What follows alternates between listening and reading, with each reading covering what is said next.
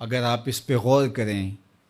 تو آداب معاشرت کا خلاصہ ہے یہ حدیث۔ آقا کریم نے ارشاد فرمایا اتنی دیر تک کوئی شخص کامل مومن نہیں ہو سکتا جب تک وہ اپنے مومن بھائی کے لیے وہ پسند نہ کرے جو اپنے لیے پسند کرتا ہے۔ ایک اچھا معاشرہ تشکیل دینے کے لیے آپ کو کوئی رہنما اصول چاہیے گا تو اس سے بہتر آپ کو کوئی اصول نہیں ملے گا۔ اپنے لیے بہرحال بندہ بہتر ہی چاہتا ہے، تو جب وہ اس مزاج میں ڈھل جائے کہ میں اپنے مومن بھائی کے لیے، اپنے معاشرے کے دوسرے افراد کے لیے بھی وہی چاہوں گا، تو پھر مجھے بتاؤ کہ معاشرے کے اندر پھیلتی ہوئی روحانی بیماریاں، حسد، حقد، بغض، کینہ، نفرت، ایک دوسرے کو نیچا دکھانا، تکبر، رعونت، غرور، یہ ساری چیزیں یہ کہیں آپ کو نظر بھی نہیں آئیں۔ صرف اسی حدیث کو اپنا امام بنا لیا جائے اور اپنا منشور حیات مان لیا جائے۔ محمد بن حنفیہ رضی اللہ تعالیٰ عنہ حضرت علی المرتضیٰ رضی اللہ تعالیٰ عنہ کے فرزند ہیں، لیکن حضرت سیدہ فاطمہ الزہرا سلام اللہ علیہا سے نہیں ہیں، اور حضرت امام حسن رضی اللہ تعالیٰ عنہ حضور علیہ الصلوۃ والسلام کے نواسے، تو بھائی ہیں آپس میں، تو دونوں میں کسی معاملے میں شکر رنجی ہو جاتی ہے۔ شکر رنجی جس رنج میں مٹھاس ہو، شکر ہو، میٹھی ناراضگی، کوئی بغض حسد پہ مشتمل ناراضگی نہیں۔ تو حضرت محمد بن حنفیہ ایک دن بیٹھے تو سوچا کہ وہ میرے عمر میں بھی بڑے بھائی ہیں،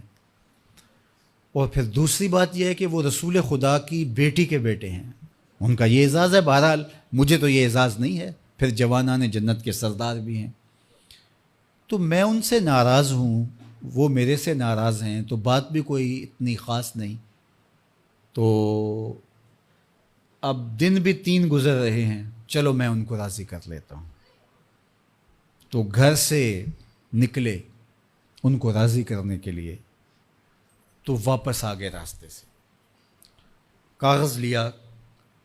اور اس کے اوپر اپنے بھائی کے نام مکتوب لکھا کہ میں آپ کو راضی کرنے کے لیے گھر سے نکلا تھا،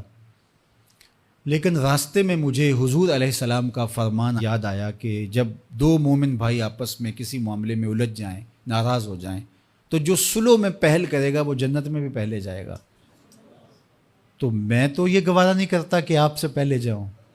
تو میں ناراض ہوں، آپ آئیں اور مجھے منائیں۔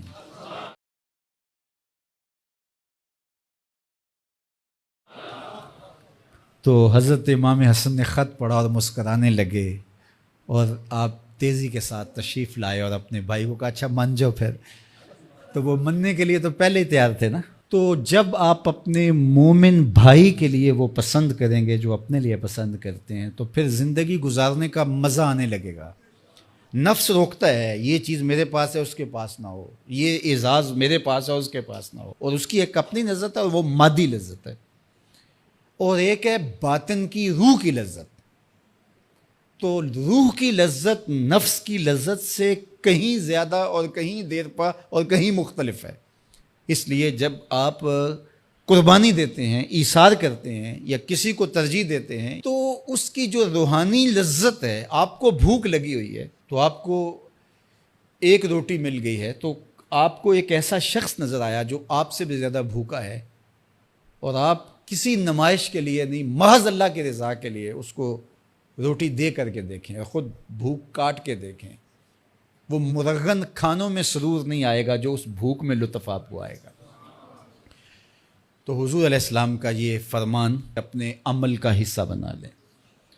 اور اپنے بھائیوں سے، جو خونی رشتے سے جڑے ہوئے بھائی ہیں، وہاں سے شروع ہو کر کے پورے معاشرے کے اندر اس کا عملی نفاذ کریں۔ آپ کو اتنا سرور آئے گا اور باطن میں اتنا نور آئے گا،